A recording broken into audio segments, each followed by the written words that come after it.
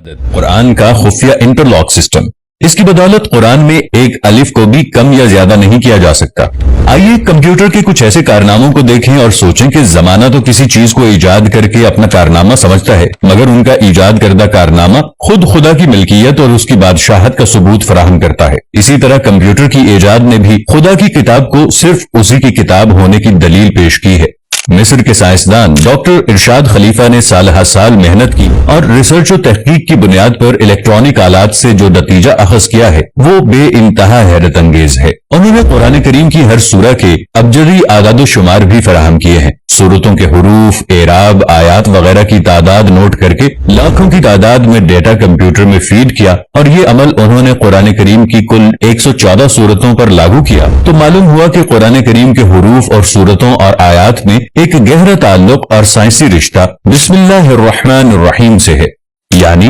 بسم اللہ الرحمن الرحیم میں کل 4 الفاظ ہیں: اسم، اللہ، الرحمن، الرحیم۔ ان چاروں الفاظ کو پورے قرآن میں تحقیق کر کے کمپیوٹر میں فیڈ کر دیا اور یہ نتیجہ نکلا کہ لفظ اسم قرآن میں 19 بار آیا ہے، لفظ اللہ قرآن میں 2698 مرتبہ آیا ہے، الرحمن 57 بار آیا ہے، الرحیم 114 بار آیا ہے۔ ان چاروں الفاظ کی پوری تعداد 19 کے ہندسے سے منقسم ہو جاتی ہے۔ پورے قرآن میں ان چاروں الفاظ کی تعداد کسی جگہ بھی کم و بیش کر دی جائے تو اس لفظ کی تعداد 19 سے پوری طرح تقسیم نہیں ہوگی، اور یہ پتہ چل جائے گا کہ کسی نے ان الفاظ کے ساتھ قرآن میں تحریف کرنے کی ناپاک کوشش کی ہے۔ یعنی یہ ہندسہ 19 قرآنی کمپیوٹری نظام میں ایک انٹرلاک سسٹم ہے جو قرآن کے ان الفاظ میں، ان کی تعداد میں کسی بھی ہیرا پھیری کا پردہ فاش کر دے گا۔ کسی انسان کے وہم و گمان میں بھی یہ بات نہیں ہوگی کہ ایک ایسی مشین ایجاد ہوگی جو ثبوت پیش کرے گی کہ قرآن جیسی کتاب کو ما فوق الفطرت کے علاوہ کوئی تخلیق نہیں کر سکتا۔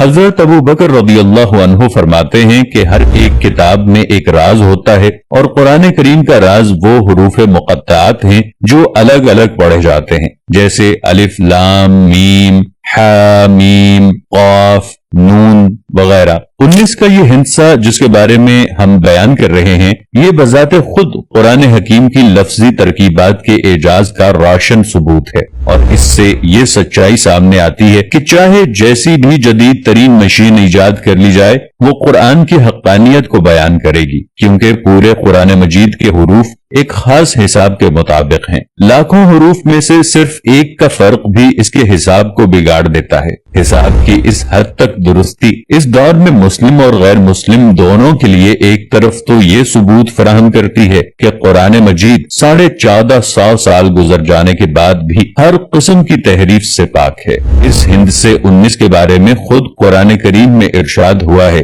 کہ اس کے اوپر 19 ہیں۔ کچھ علماء نے ترجمہ کیا کہ اس پر 19 فرشتے مقرر ہیں، سورہ 74 آیت نمبر 30۔ مگر یہاں ہندسے 19 کی اہمیت کو اجاگر کرنا مقصود ہے۔ یہ بات بالکل واضح ہے کہ قرآن کریم میں کل 114 سورہ ہیں جو ہندسے 19 سے پوری طرح تقسیم ہو جاتی ہیں۔ اللہ نے اس نقطے پر بھی قرآن کی حقانیت کو واضح کیا ہے، وہ یہ کہ 114 سورہ میں سے ایک سورہ توبہ کے شروع میں بسم اللہ الرحمن الرحیم نہیں ہے، گویا کہ صرف 113 سورتوں کے شروع میں بسم اللہ ہے، مگر یہ 113 تو 19 کے ہندسے سے تقسیم نہیں ہوتا، اس لیے ایک بسم اللہ کا اضافہ سورہ نمل چیپٹر 27 آیت نمبر 30 میں کر کے 19 سے تقسیم ہونے کے لائق بنا دیا۔ یعنی بسم اللہ کا جو عدد 113 تھا اسے 114 کر دیا تاکہ 19 کے ہندسے سے تقسیم ہو سکے۔ آج قرآن کے شیدائی اور مخالفین بھی اس سائنس و ٹیکنالوجی کے دور میں مختلف قسم کی سائنسی ریسرچ میں مشغول ہیں، اور اس بات کا ریاضی کی مدد سے حساب لگایا جا رہا ہے کہ یہ دیکھا جائے کہ قرآن مجید میں کون کون سے الفاظ، کلمات، حروف اور اعراب کتنی بار آئے ہیں اور کیوں آئے ہیں، ان میں کیا حکمت ہے۔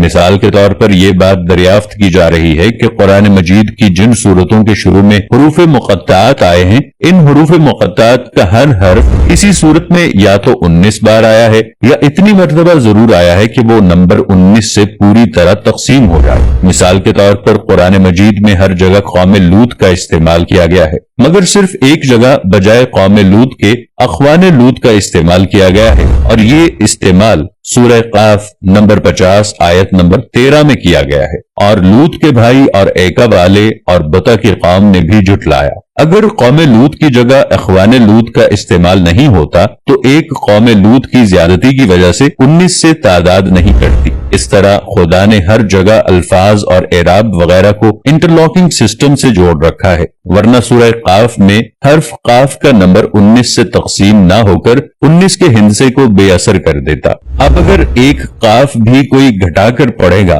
تو خود آیات پکڑ میں آ جائیں گی۔ اگلی مثال سورہ نون کی ہے۔ اس حرف کا استعمال سورہ نون میں 133 بار ہوا ہے، جو 19 کے ہندسے سے تقسیم ہو جاتا ہے۔ اس لیے پوری سورہ میں کسی بھی ایک نون کا اضافہ یا اخفا کر دیا جائے تو تحریف فوراً پکڑ میں آ جاتی ہے۔ خود قرآن کی پہلی آیت بسم اللہ الرحمن الرحیم میں کل 19 حروف ہیں۔ ایک حرف کی زیادتی یا کمی قرآن میں کسی طرح کی ہیرا پھیری کی پکڑ میں مدد کرے گی۔ قرآن میں کل حروف مقطعات 14 ہیں اور حروف مقطعات کے میل سے بننے والی سورہ بھی 14 ہی ہیں، مگر اس طرح کی سورتوں کے نام کے اعتبار سے ان کی تعداد 29 ہوتی ہے۔ اگر حروف مقطعات ان کے میل سے بننے والی سورتوں کی تعداد اور نام کے اعتبار سے کل تعداد کو جوڑ دیں تو 29 جمع 14 جمع 14 57 بنتے ہیں، اور یہ مجموعی تعداد 19 کے ہندسے سے پوری طرح تقسیم ہو جاتی ہے۔ اسی طرح اگر حروف مقطعات یا سورہ مقطعات یا ان کے ناموں کی تعداد میں کسی طرح بھی کمی بیشی کر دیں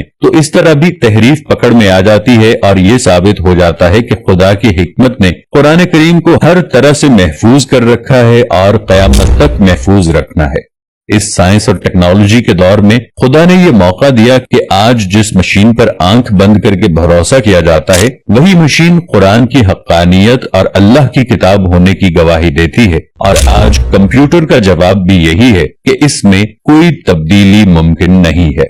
اگر ویڈیو پسند آئے تو اسے لائک